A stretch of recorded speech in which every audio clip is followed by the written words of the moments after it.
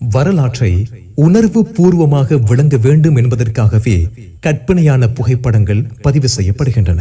அஸ்ஸலாமு அலைக்கும் வரஹ்மத்துல்லாஹி வபரகாத்துஹு. முஹம்மது நபி ஸல்லல்லாஹு அலைஹி வஸல்லம் அவர்களை பற்றி நபி தோழர்களின் நேர்முக வர்ணனை. ஒருவரை சமூக தலைவராக, ஆன்மீக வழிகாட்டியாக ஏற்றுக்கொண்டவர்கள் அவரது கொள்கை கோட்பாடுகள் மற்றும் அங்க அசைவுகளை முழுமையாக பாதுகாத்து வந்திருக்கிறார்கள் என்பதை பார்க்க முடியாது. ஆனால் முஹம்மது நபி ஸல்லல்லாஹு அலைஹி வஸல்லம் அவர்களை ஏற்றுக்கொண்ட சமூகம் அவரது போதனைகள், கொள்கைகள் மட்டுமல்லாமல் அவரது குணநலன்கள், அங்க அவயங்கள், நெளிவு சுழிவுகள், பேச்சு மூச்சுக்கள் என்று பலவற்றையும் கூர்மையாக கவனித்து துல்லியமாக அடுத்த தலைமுறைக்கு அறிவித்தது. உலக வரலாற்றில் இது போன்று எந்த ஒரு தலைவரின் வாழ்க்கை குறிப்பும் பதிவு செய்யப்பட்டிருக்காது. நபி ஸல்லல்லாஹு அலைஹி வஸல்லம் அவர்கள் மக்களுடன் இரண்டர கலந்து சமூக வாழ்விலும் பொது வாழ்விலும் பங்கேற்று வாழ்ந்தவர்கள். தனிமையை விட்டும் ஒதுங்கியவர்கள். அவரது வாழ்வு ஒரு திறந்த புத்தகமாகவே இருந்தது. ஒளிவு மறைவில்லாத அவரது வாழ்க்கையின் நிலையை பற்றி அவரது தோழர்களே விவரிக்கிறார்கள். இதோ நபி தோழர்கள் நேர்முக வர்ணனையை தருகிறார்கள்.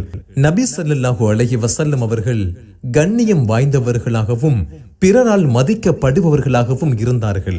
அவர்கள் அதிக நெட்டையானவர்களாகவோ அதிக குட்டையானவர்களாகவோ இல்லாமல் நடுத்தர உயரமானவர்களாகவும் அழகிய உடல் அமைப்பை உடையவர்களாகவும் சிகப்பு கலந்த வெண்மை நிறமுடையவர்களாகவும் இருந்தார்கள். அவர்களின் முகம் பௌர்ணமி இரவின் சந்திரனை போல் பிரகாசிக்கும். மேனி ஒளி வீசிக் கொண்டிருக்கும்.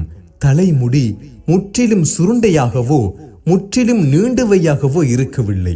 தலையில் தற்செயலாக வகிடு படிந்து விடுமாயின் அதை அப்படியே விட்டு விடுவார்கள். தலைமுடி தோல் புஜத்தை தொட்டு கொண்டிருக்கும். இரு புஜங்களுக்கும் இடைப்பட்ட தொலைவு அதிகமாகும். இரு புஜங்களுக்கும் மத்தியில் நவித்துவ முத்திரை இருந்தது. படர்ந்த நெற்றி, அடர்ந்த புருவம். இரு புருவங்களுக்கும் மத்தியில் ஒரு நரம்பு இருக்கும். கோபம் ஏற்படும் போது அது எம்பிக்கொள்ளும். முதலில் அவர்களை காண்போர் மூக்கு நீண்டதாக காண்பார். கவனித்து பார்த்தால் அதில் ஒளி வீசிக் கொண்டிருக்கும். தாடி அடர்ந்திருக்கும். கன்னங்கள் மிருதுவாக இருக்கும். வாய் அகன்றதாகவும் பற்கள் இடைவெளி விட்டவையாகவும் இருக்கும். கழுத்து சுத்தமான வெள்ளியால் செதுக்கப்பட்ட உருவத்தை போல் அழகாயிருக்கும். நெஞ்சிலிருந்து தொப்புள் வரை முடியிருக்கும். அது கோடுகள் போன்று நீண்டதாயிருக்கும். நெஞ்சு மார்பு அகன்றிருக்கும். மார்பகத்திலும் வயிற்றிலும் முடியிருக்கும். வயிறும் நெஞ்சும் சமமானதாக இருக்கும். முழங்கைகள், தோல் புஜங்கள், நெஞ்சின் மேற்பகுதி ஆகியவற்றில் முடியிருக்கும். அவயவங்கள் அனைத்தும் நடுத்தரமானதாகவும் சதை பிடிப்புள்ளதாகவும் இருக்கும். இரு உள்ளங்கைகளின் மூட்டுக்களும் நீளமாக இருக்கும். உள்ளங்கை விரிந்திருக்கும். உள்ளங்கைகளும் பாதங்களும் சதை பிடிப்புள்ளதாக இருக்கும். கை, கால், விரல்கள் பொருத்தமான அளவிருக்கும். பாதங்கால் சற்று குளிந்திருக்கும். இரு பாதங்களும் சமமாயிருக்கும். அதன் மீது தண்ணீர் பட்டால் தங்குவதில்லை. நடக்கும் போது முன்புறம் சாய்ந்து நடப்பார்கள். பாதத்தை பலமாக எடுத்து மெதுவாக வைப்பார்கள். அகலமாக அடியெடுத்து வேகமாக நடப்பார்கள். நடக்கும் போது மேடான பகுதியிலிருந்து பள்ளமான பகுதியில் இறங்குவது போல் நடையிருக்கும். யாராவது அழைத்தால் திரும்பும் போது முகத்தை மட்டும் திரும்பாமல் முழுமையாக திரும்புவார்கள். அவர்களின் பார்வை கீழ் நோக்கியே பூமியை பார்த்தே இருக்கும். வானத்தை பார்ப்பதை விட பூமியை பார்ப்பதில் அவர்களது பார்வை அதிகமாக இருந்தது.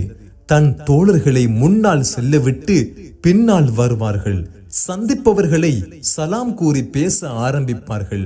உளி செய்யும் போதும், தலைவாரும் போதும், செருப்பணியும் போதும் வலப்புறத்திலிருந்து ஆரம்பிப்பதை விரும்புவார்கள். அவர்களது தலைமுடியிலும் தாடியிலும் சில முடிகள் நரைத்திருந்தன. சுமார் 20 முடிகளே நரைத்திருந்தன. இஸ்மித் என்ற சுருமா கூடு ஒன்று இருந்தது.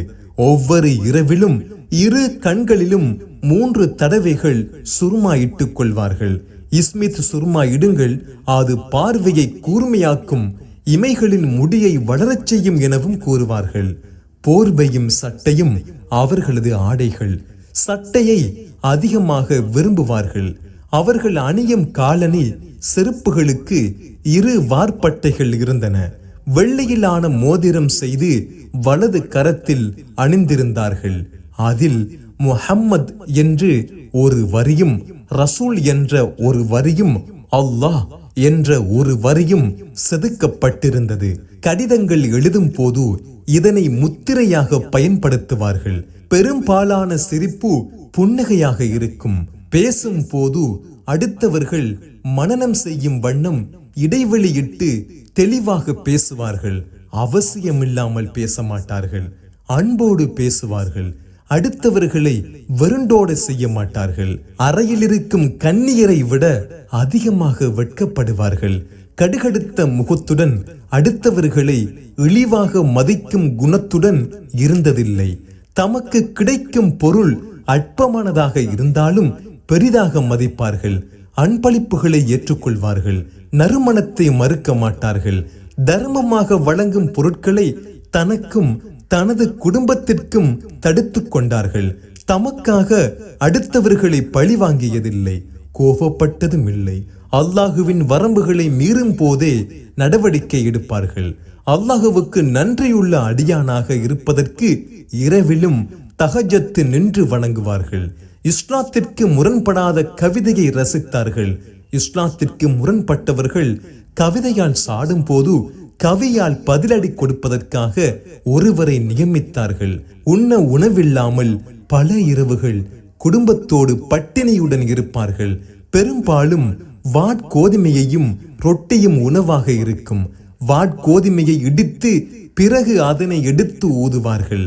அதிலுள்ள உமிகள் நீங்கிய பிறகு அதில் தண்ணீரை ஊற்றி குழைத்து குடும்பத்துடன் சாப்பிடுவார்கள். ஒரு நாளில் 2 தடவைகள் ரொட்டியும் இறைச்சியும் வயிறார உண்டதில்லை. சாப்பிட்ட பின் விரல்களை சூப்புவார்கள். சாய்ந்து கொண்டு சாப்பிடுவதையும் நின்று கொண்டு சிறுநீர் கழிப்பதையும் தடுத்தார்கள். உணவு இல்லாத சந்தர்ப்பத்தில் நோன்பு நோட்பார்கள். வீட்டுக்குள் நுழைந்தால் மனைவியுடன் வீட்டு வேலைகளில் ஈடுபடுவார்கள். தனது வேலைகளை தாங்களாகவே செய்து கொள்வார்கள். பாங்கு சொல்லிவிட்டால் தொழுகைக்காக புறப்படுவார்கள். தூங்கும் போது வலது உள்ளங்கையை வலது கன்னத்தின் கீழ் வைத்து இறைவனை துதித்து துஆ ஓதிவிட்டு தூங்குவார்கள். பேரித்த மரத்தின் நார்களால் நிரப்பப்பட்ட தோல்பை அவரது தலையணையாக இருந்தது. மிருதுவான படுக்கையை விரும்பியதில்லை.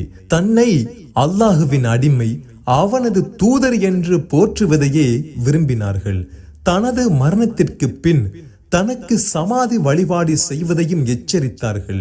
ஒட்டு போட்ட ஒரு போர்வையும் கடினமான ஒரு வேட்டையும் அணிந்திருந்த வேளையில் திங்கட்கிழமை மரணித்தார்கள். 3 வெள்ளை துணிகளால் கபன் செய்யப்பட்டார்கள். செவ்வாய்க்கிழமை இரவு நல்லடக்கம் செய்யப்பட்டார்கள். தனது குடும்பத்திற்காக சில போர் கருவிகள், ஒரு கோவேறு கழுதை, தர்மம் செய்துவிட்டு போன நிலம், இவற்றை தவிர வேறு எதையும் விட்டு செல்லவில்லை.